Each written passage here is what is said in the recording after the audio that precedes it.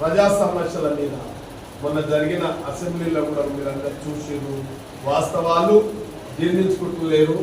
ఈ రాష్ట్రాన్ని పూరగా ఆర్థికంగా, రాజకీయంగా, సామాజికంగా నాశనం చేసిర్రు. ఒక దుర్మార్గమైన పాలన జరిగింది కాబట్టి ఇవాళ ఒక సైడు పరిపాలనను గాడిలో పెడుతూ ప్రజలు మెచ్చే విధంగా పరిపాలన కొనసాగిస్తూ ఆర్థిక వ్యవస్థను మెరుగుపరుచుకుంటూ ఈ యొక్క సమాజంలో చెడ్డ పేరు రాకుండా సమన్యాయ పాలన కొనసాగుతున్న ముఖ్యమంత్రి వర్యులకు టాటా నియోజకవర్గంగా వారికి మేమందరం కూడా భగవంతుడు ఆయుర్వేద నియాల వారికి పరిపాలన సౌలభ్యం స్వయం పాలన జరిగేటందుకు సహకరిస్తున్న ప్రభుత్వం ఎక్కడికక్కడ అర్థమయ్యే విధంగా కూడా ఈ న్యాయయాత్ర చేపట్టడం జరిగింది.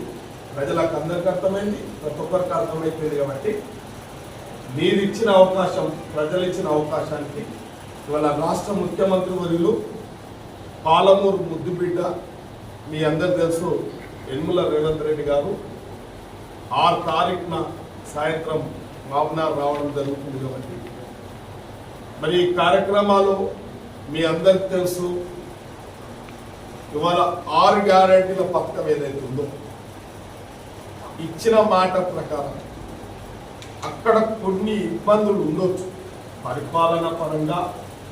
ఆ యొక్క పాలసీలను తీసుకున్నప్పుడు మీ అందరికీ తెలుసు ఇప్పటికే ఫస్ట్ పత్రికా సమావేశం ముఖ్య ఉద్దేశం తెలంగాణ రాష్ట్రంలో రాహుల్ గాంధీ చేపడుతున్న న్యాయ యాత్రకు సంఘీభావంగా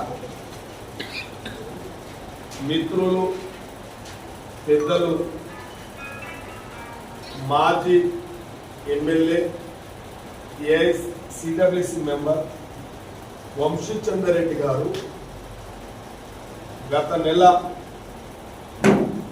మత్తల్లో మొదలుపెట్టి పార్లమెంట్ నియోజకవర్గం మొత్తం మండల్ టు మండల్ న్యాయ యాత్ర చేపట్టి ఈ దేశంలో జరుగుతున్న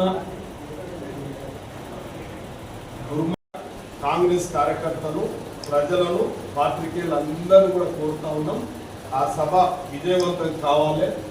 ఇవాళ గతంలో పాలకులందరూ పక్షపాత ధోరణితో ఇవాళ ఎవరి ప్రాంతాన్ని వాళ్ళు స్వార్థపూరితంగా అభివృద్ధి చేసుకున్నారు.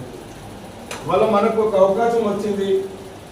దక్షిణ తెలంగాణలో పాలమూరు ముద్దుబిడ్డ ముఖ్యమంత్రిగా అయింది. కాబట్టి మనమందరం కూడా, మీరందరూ, మేమందరం కూడా కొద్దిగా స్వార్థపూరితమైన లక్ష్యం మన దగ్గర కూడా పెట్టుకోవాలని చెప్పి మీ అందరితో కోరుతా ఉన్నాం.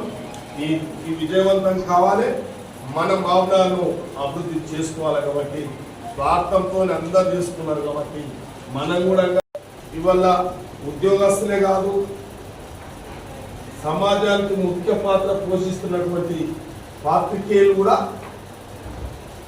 ఈ యొక్క పరిపాలనలో గత ప్రభుత్వం మీద మార్పు కోరుకోవడం ఇది సత్యం. కాబట్టి ప్రతి ఒక్కరూ నమ్మకం ఉంచి ఈ ప్రజా పరిపాలన కోరుకున్నారు, ప్రజాస్వామ్యబద్ధంగా పరిపాలన కోరుకున్నారు, న్యాయం ధర్మం పాటించాలని కోరుకున్నారు.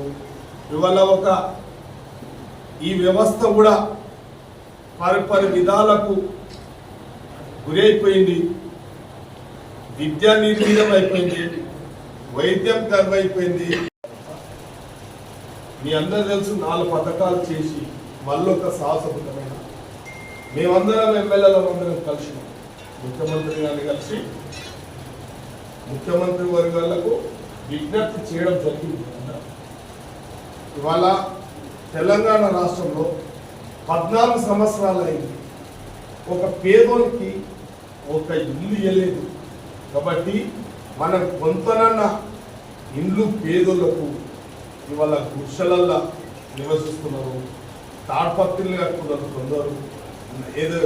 ఇంకొక నల్ల పేపర్ కట్టుకున్నారు కొందరు, గుర్షలలో మగ్గుతున్నారు కొందరు అని చెప్పి మొట్టమొదట్లో నేనే గబ్బోడిపోయినా శారదా విషయంలో సాక్షాత్ మీరు అందరికీ శాసనసభలో చెప్పడం జరిగింది.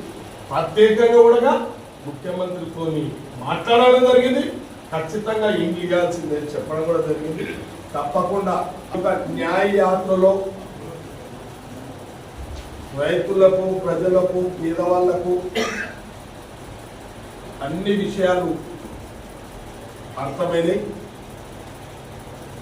దానికి గాను రాష్ట్ర ప్రభుత్వం గత 2 నెలల్లో సార్వత్రిక ఎన్నికలలో కూడా ప్రజలిచ్చిన అవకాశం, ప్రజలిచ్చిన తీర్పు, ముఖ్యంగా అధికారులు, పాత్రికేయులు కూడా ఈ ప్రభుత్వాన్ని ఎక్కడికక్కడ అర్థమయ్యే విధంగా కూడా ఈ న్యాయయాత్ర చేపట్టడం జరిగింది. ప్రజలకు అందరికీ అర్థమైంది, ప్రతి ఒక్కరికి అర్థమైపోయింది. కాబట్టి మీరు ఇచ్చిన అవకాశం, ప్రజలు ఇచ్చిన అవకాశానికి ఇవాళ రాష్ట్ర ముఖ్యమంత్రి వర్యులు పాలమూరు ముద్దుబిడ్డ మీ అందరు తెలుసు యనమల రేవంత్ రెడ్డి గారు 6 తారీఖున సాయంత్రం మామనార్ రావడం జరుగుతుంది. కాబట్టి మరి ఈ కార్యక్రమాలు మీ అందరికి తెలుసు. ఇవాళ 6 గ్యారెంటీల పథకం ఏదైతే ఉందో ఇచ్చిన మాట ప్రకారం అక్కడ కొన్ని ఇబ్బందులు ఉండొచ్చు పరిపాలన పరంగా. ఆ యొక్క పాలసీలను తీసుకున్నప్పుడు మీ అందరూ తెలుసు ఇప్పటికే ఫస్ట్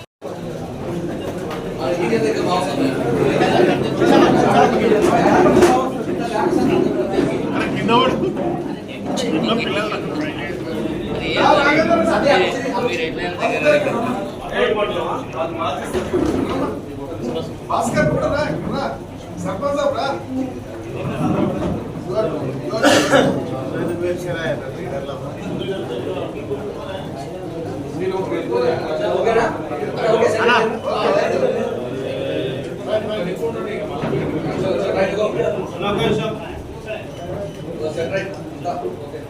సమస్య లేని ఇల్లు ఉండదు, పరిష్కారం లేని సమస్య ఉండదు. బంధాలు గొప్పవి, బాధలు చిన్నవి.